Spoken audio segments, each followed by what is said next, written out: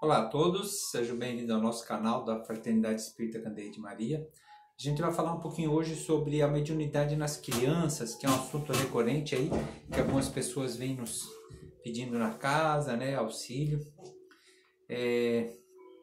Então, no básico, assim, o que é o pedido das pessoas? Às vezes os pais se assustam porque o seu filho está vendo coisas que ele não vê, ou pessoas, ou sentindo. Às vezes é uma titia, às vezes é um bicho, né? Às vezes a criança está assustada, não quer dormir no quarto dela. E o que está tendo essa criança? Às vezes o pai está preocupado, né? Então, assim, por que o título Mediunidade nas crianças? Então, o que é mediunidade? Bem rápido, né? Mediunidade é a capacidade de percepção do mundo extrafísico, da dimensão espiritual. Segundo o Livro dos Espíritos, a resposta que os Espíritos nos traz, todos praticamente temos em um certo grau. São raros as pessoas que não têm a mediunidade, pelo menos no aspecto rudimentar. Mas se são raros é porque pode ter aquele que não tem nada. Então, não é certo dizer que todo mundo é médium, né? Então, todos nós temos em um certo grau, raro aquele que não tem. E alguns têm ostensivo, que é ostensivo, aquela faculdade mais patente, então aonde ela realmente percebe o mundo extrafísico, mas comumente, não assim, uma pessoa que um dia sentiu alguma coisa, que um dia viu algo, ou à noite, no desdobramento noturno, no sono, né? Quando a gente dorme, a gente se afasta do corpo físico, porque a gente não é um corpo, a gente é um espírito, é uma alma. Então, quando dorme, relaxa, e a gente dá essa afastada, e ele pode trazer sensações lúcidas e tal, né? De viagens astrais, encontrar entes queridos, e isso é um processo natural de todos, né? Todo mundo tem essa capacidade, apesar que a maioria das pessoas acabam não lembrando, né? Mas não quer dizer que elas não estão tendo também essa viagem astral. Então, assim, mas as crianças, né? Então, elas são médiums, essas crianças que apresentam isso. Segundo as obras de André Luiz, não. Toda criança até os 7 anos é natural que ela tenha uma percepção do mundo extrafísico. E por que isso? O processo reencarnatório, ele se completa 100% aos 7 anos. O que é a reencarnação? É a volta para o mundo físico. Não, mas a criança já está ali desde que nasceu, então o processo não está completo. A gente sabe que o Espiritismo sabe, Ian Stevenson já desenvolveu, médico americano, desencarnado em 2008, pesquisas científicas sobre o processo da reencarnação, né, dentro da ciência qualitativa. A antiguidade, nós conhecia ela como metempsicose, lá já 500 anos antes de Cristo. Então a reencarnação ela é um fato, ela é uma lei universal. Então o Espiritismo ele sabe, a gente sabe disso, que quando alguém nasce, ele não está tendo o início da vida dele ali, mas ele está ali vestindo um corpo e desenvolvendo esse corpo. Para isso existe uma equipe espiritual ajudando nesse processo. É lógico, a criação é tudo de Deus. Como essa madeira aqui atrás, ó, foi um marceneiro, uma serraria que foi lá, cortou a árvore, né, moldou a árvore, mas a árvore é de Deus. Então o carpinteiro que colocou isso aqui, ó, ele foi só um co-criador com Deus. Ele não criou a madeira. A madeira é de Deus.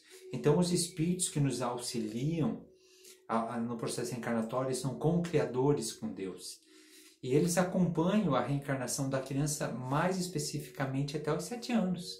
Essa é a equipe do projeto reencarnatório. Isso está em Missionários da Luz, coleção de André Luiz, escrito por Chico Xavier.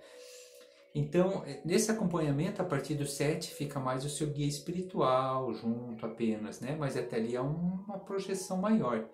E como eu falei que à noite a gente afrouxa do corpo físico, desdobra, vai para o mundo extrafísico, porque um espírito não aguentaria viver muitos anos no corpo físico sem ter esse, vamos dizer, esse tempo para voltar para o mundo espiritual, que é de onde a gente veio, de onde a gente realmente é, do mundo extrafísico, que é uma experiência, que é a escola, mas depois volta para casa.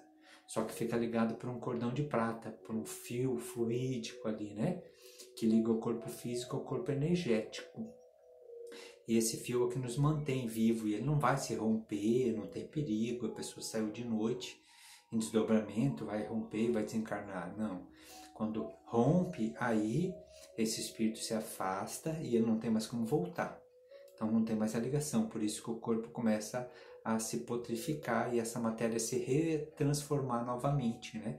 Para voltar da onde veio, né? Do pó viesse, do pó voltará. É a matéria física, né?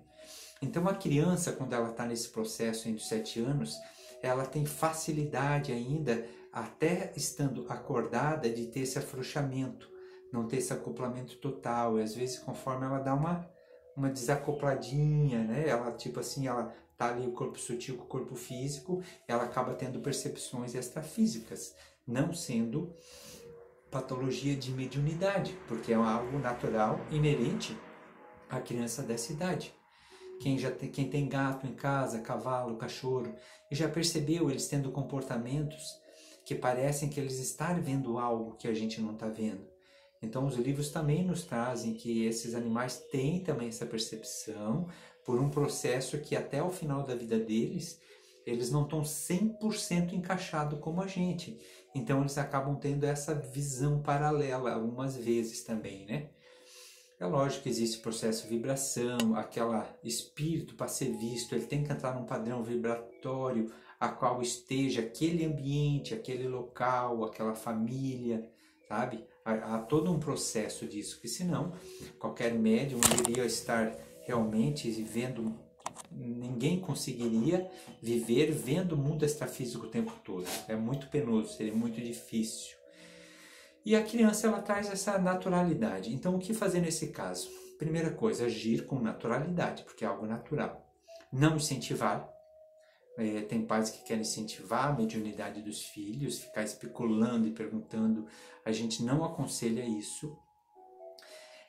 Mas também não criar frustrações na mente da criança. A criança vai ali e diz, olha, tem uma titia ali, tem uma titia, a titia.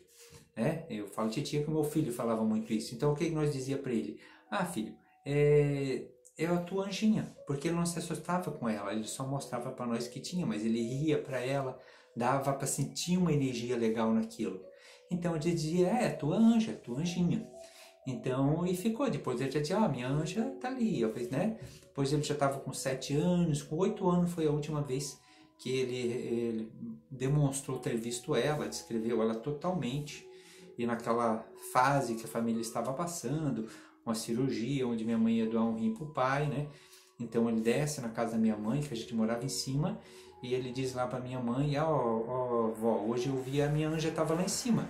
Eu já vi ela numa foto de um álbum da avó, ele com 8 anos. Então a avó pegou o álbum e começou a folhear. Daqui a pouco chegou numa foto e disse, vó, essa aqui é a minha anja, ela estava lá em cima de um vestido branco bem brilhante, que era a mãe da minha mãe, uma semana antes que ela ia tirar um rim dela para doar para meu pai. Então foi um momento assim especial para minha mãe, né?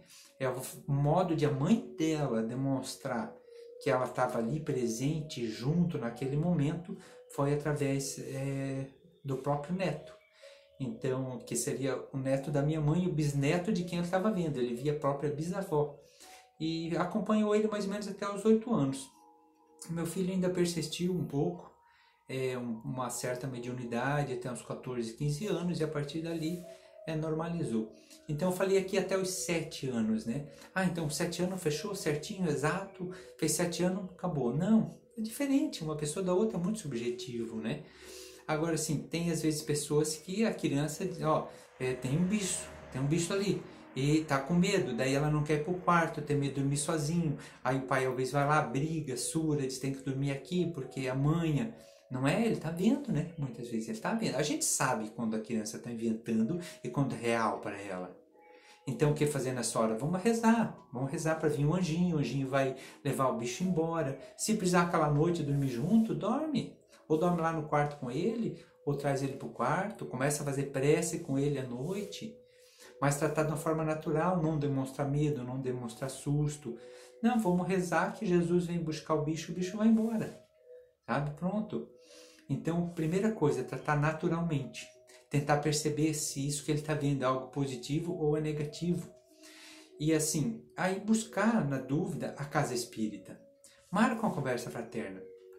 Porque às vezes as pessoas acham que é a criança que tem alguma coisa, tem que fazer um trabalho para a criança. Mas a criança só está simplesmente tendo uma percepção, vendo algo que está na casa. Será que aquilo está lá por causa da criança? Por causa dos pais? Por causa do próprio ambiente, uma casa, um local? Mas a gente construiu a casa aqui, mas em cima do quê? O que havia nesse local?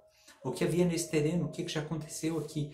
Há espíritos que ficam presos ainda quando há questões agressivas, mortes agressivas. Nossa região que teve muita morte indígena, né? Onde nós tínhamos até o governo que pagava, em uma época aí, algumas pessoas, né? Que eram conhecidos como os bugreiros aqui na nossa região para exterminar os índios. Então, eram fatos de outras épocas, mas isso cria clichês mentais e acabam, às vezes, ficando em ambientes. Então, às vezes, o que eu estou dizendo, que tem isso na casa de alguém? Não estou dizendo. Eu estou dizendo que pode ser vários fatores. Mas um dos fatores principais seria o quê? Essa família se equilibrar, a família entender o processo.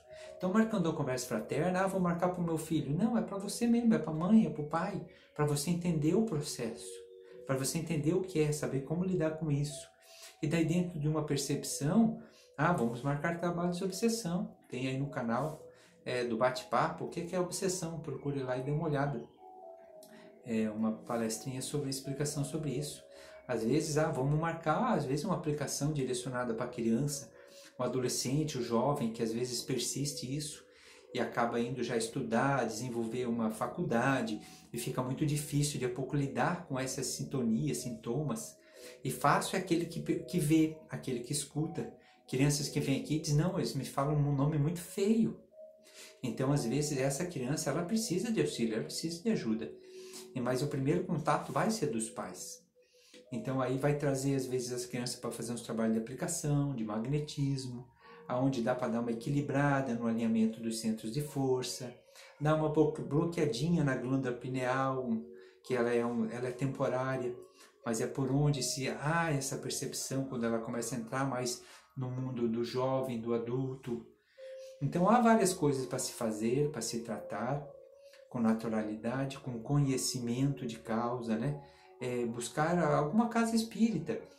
O que a gente sempre foge um pouco, no meu pensamento, eu fujo de qualquer lugar espírita que trabalhe com espíritos e te cobre por algum tratamento.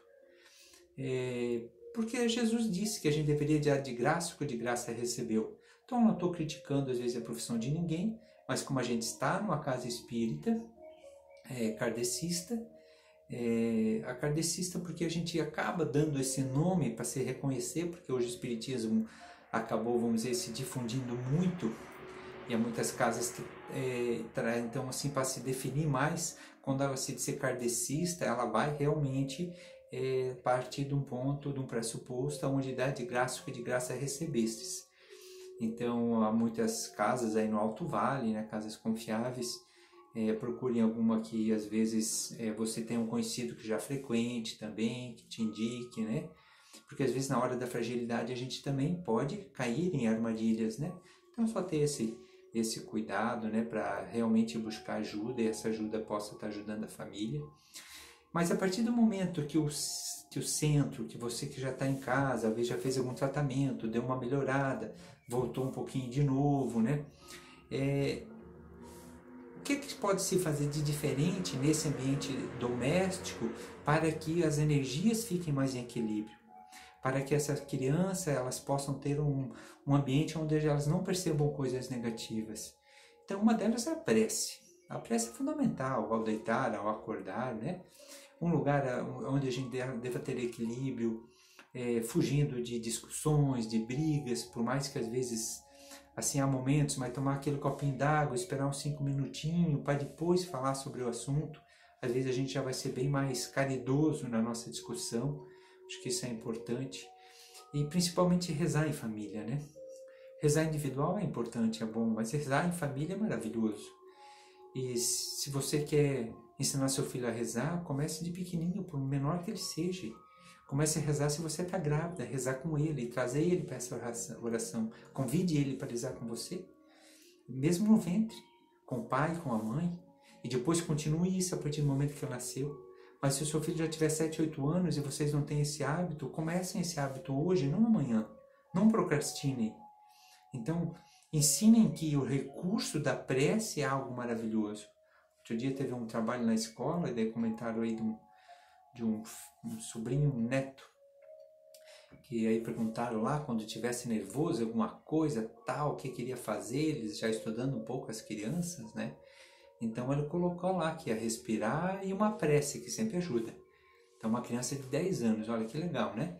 Então isso é bacana, porque na família, em algum contexto ali, ele percebeu que a prece ajuda. Isso ele vai levar por resto da vida dele.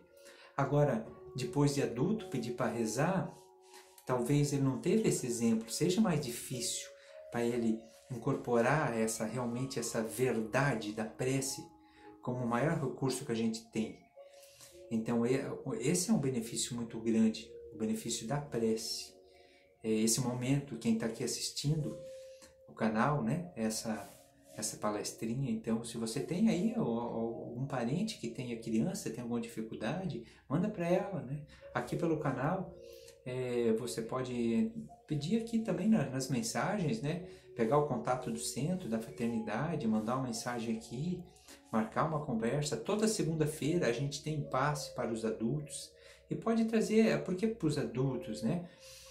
Que a gente tem um dia específico só para as crianças. Sempre a primeira quarta-feira do mês. Primeira quarta-feira do mês, entre as 18h30 e 19h. A egrégora espiritual, os espíritos trabalhadores desse dia, são espíritos diferentes. É uma energia diferente, é uma energia alegre, leve, sutil. Não tem muita nem explicação, é só sentindo. E as crianças vêm muitas crianças, então ela vê o outro pequenininho, a outra que é da mesma escola dela, uma musiquinha específica para as crianças. Ela pode vir, ela pode ir, ela pode brincar, no momentinho dela ela entra, vai fazer a prece, a oração, né? Então não tem que chegar às 6h30, mas tem que chegar antes das 19h, né?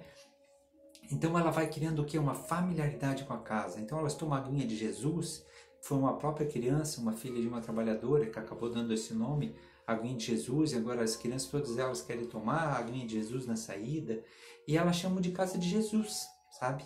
Não é de Centro Espírito Pérez aqui, é a casa de Jesus. E elas falam que sente Jesus aqui dentro. Então isso é muito legal, sabe? Aí na segunda, tem que chegar até 19h, participar da prece desde o início, e a gente tem meia hora de explanação do Evangelho. Essa meia hora não é que você não pode trazer criança, mas não é lúdico.